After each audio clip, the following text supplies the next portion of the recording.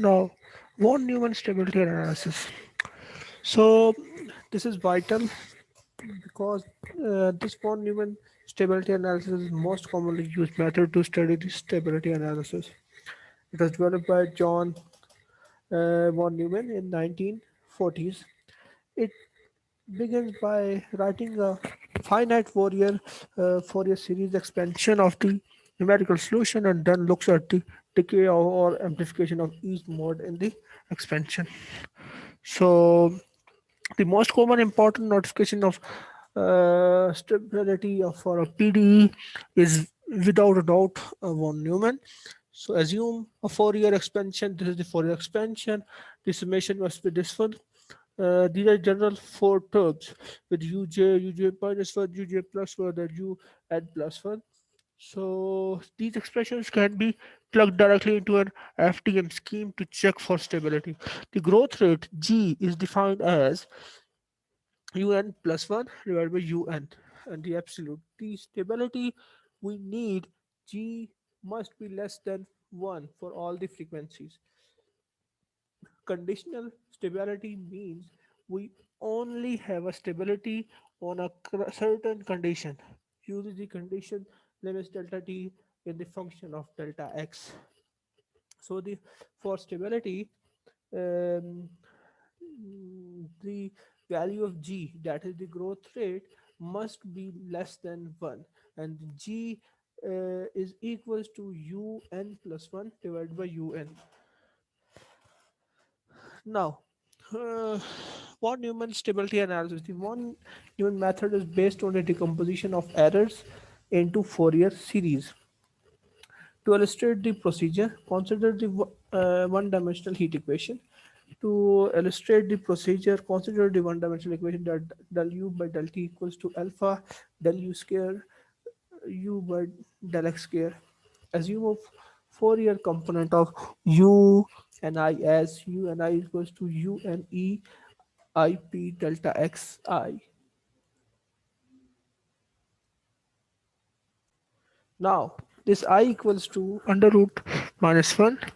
So putting the value, so this must be equals to u and e I theta I, now n plus 1. If there is a I, so there must be an increase in I. So to proceed with the application of this method, consider the explicit representation of Stokes' first problem. Recall that the partial differential equation is this one. Now this must be equals to this, that is this un un plus 1 minus un divided by delta t into alpha. This is the second order, un ui plus 1 ui plus this equals to, so we computed the value of un plus 1, this equals to this one.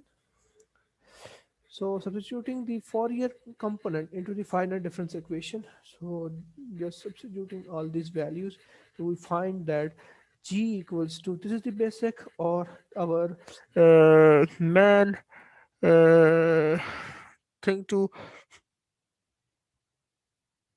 derive that G equals to 1 minus 2D into 1 minus cos theta. So this what this value determines the value of the stability. So for a stable equation, the absolute value of G must be bounded for all the values of theta. Mathematically, it is expressed that the G must be less than equals to 1, or this 1 minus 2D 1 minus cos theta that is less than equals to 1. So 1 minus 2D 1 minus cos theta is less than equals to 1, or 1 minus 2D 1 minus cos theta is greater than equals to minus 1. So 1 minus cos theta is equals to 2, that is maximum. 1 minus 4D less than greater than equals to minus 1, or 4D is less than equals to 2, so D equals to, so the stability condition is where D is less than equals to 1 by 2. So I am concluding all the remarks that uh, G value must be less than 1, and the value of D is less than equals to 1 by 2. So for stability, these two parameters or these two values must be satisfied. Now, moving forward, once the stability requirement g is less than equals to 1 is imposed, one may not be able to clarify the conclude a stability condition. The graphical solution in polar and Cartesian coordinate is given in this. So this is the end of the uh, von Neumann stability theory.